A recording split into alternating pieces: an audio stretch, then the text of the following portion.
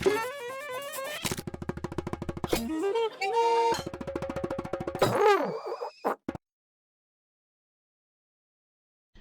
this is Lady Lex UK. Now, I set up Imptober in the first week of Imptober with all the intentions of making things all through the month and posting them up. And unfortunately, I got ill with COVID, so that put paid to that. But we're back on now, and I've still got a few days left of October to make some things. And I'll go a bit further over into November and do a few more of these. Why not? So in this episode, I'm going to look at number 3, which is boots, and number 5, which is binoculars. So let's have a look and see what I made. So we'll start off with boots, and this is in fast forward. So this is a little faster, 300% faster than normal speed, because otherwise it takes too long to show you these. Now, as you can see, I am sculpting this directly onto the mannequin. So these aren't boots that you can remove or have lying around in a scene. These are actually on a character as part of their outfit. I can't say that having made these are the best boots I've ever made. I've made much better boots than this. I'm trying to get back into sculpting. It's been a while since I've done things, and things are not working out quite as well as I am. As you see, I keep going back into the walking mode, because you have to make sure you've sculpted into the puppet itself, because the puppet has three different parts, four different parts. I think 3 different parts of the feet, and plus the legs, and so you need to make sure that you've sculpted into the right part, and that when they walk, your boots aren't sort of hanging off the legs. So it's very important to scope into the right thing. As you can see, I decided to go with fur-topped boots. In order to do that, you will need two separate. You'll need separate parts. As you can see, that wasn't scoped in. So it wasn't scoped in correctly, so it was just hanging off and not actually attached. There we go, that's better. So in order to get the fluffiness of the sculpt, so you've released some of the fleck, I had to have it as a separate part, so that the boots were just roughly sort of plasticky or leathery looking, and the tops look furry, and that works quite well. I also manipulated the leg position and everything. As you can see, I'm fiddling about here with the stride and the stepping, so that it looks like they're wearing boots. I've also had to pull this out. As you can see, there's a lump on the bottom there that I've got to cut off. You would get that at the right angle and just snip off the bottom there.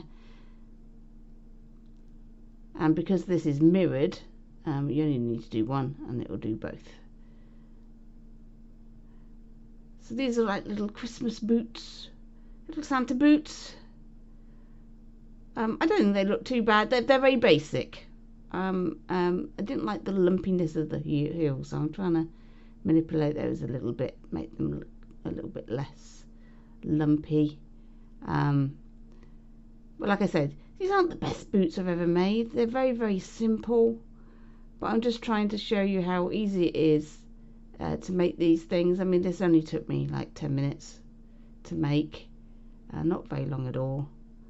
And once you've got this on your mannequin, and you've got the rest of the outfit on and everything, this is gonna be good. But obviously, this is Imptober, and we're only doing boots, so I'm not going to be doing the rest of it, and I'm going to shrink it back down. I found it much easier to make things larger. You can get more detail in, even though I didn't put any detail on these boots.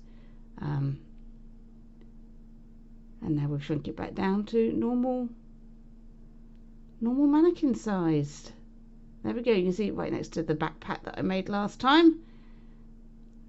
So you see the scale there, rather large. Right, so now we're going to do a pair of binoculars.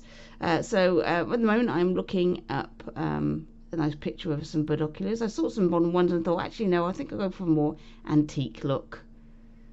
So I've got it next to me. I've got my my laptop with a picture on it so that I can use that as a guide. And I'm going to use the mirror tool. And last time I said I didn't use the mirror tool, but this is a mechanical thing that really could do with being mirrored, because it's very symmetrical as a shape, and it uses a lot of cylinders, which is good because we have the cylinder tool. So here I am putting in the lens ends,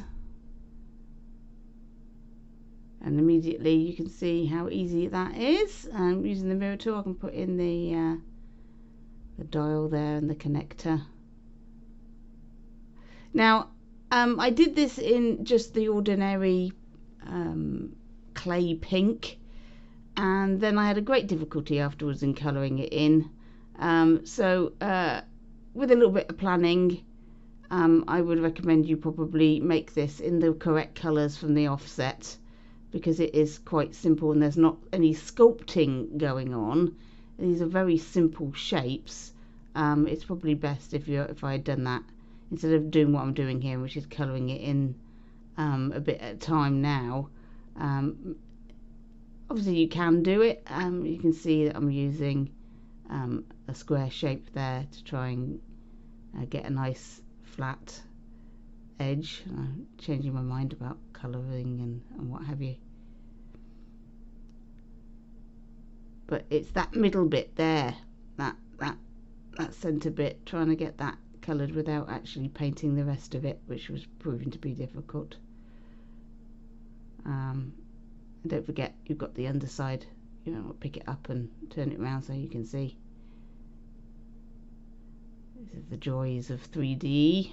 You have to remember, it's not a flat thing, it's not a painting. You are going to make sure it looks good in the round. As you can see, there's some overlapping of some of the paint there. So yeah, I think I would have been better off, I think, if I had chosen the colours for each of the individual bits rather than trying to do it this way. But hey, you live and you learn. It didn't turn out too bad in the end, I don't think so. It's added extra time to make this, which possibly I didn't need to do. See how difficult it is to paint without getting it overlapping. So now I'm going to make it metallic. So you're getting that metallic metal. There we go. I haven't got quite those quite centered. Those are the little holes. And now I'm going to use a text gadget to make the lenses. So we're making a text box which is round. I've totally forgotten how to do it, so you can see me fiddling about with all the dials because I've totally forgotten how to do it. Anyway, there it is. There it is there, look. Nice circular lens, and we're going to make that in scene and then just lay that in. Try to get that in so it's attached to the binoculars and at the right angle, which means you have to turn rotation on. And we've got the second one, and that one's not attached, as you can see, so I'm now attaching it. There we go, that's better. And there we go. I quite like that. Then I had this idea that I should put some sort of coloured glow inside, and that gives us a sense of like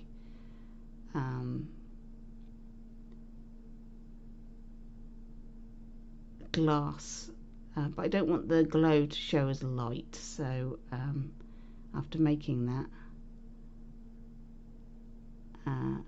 and trying it out, it was like, actually I don't think I want it to actually have a light inside.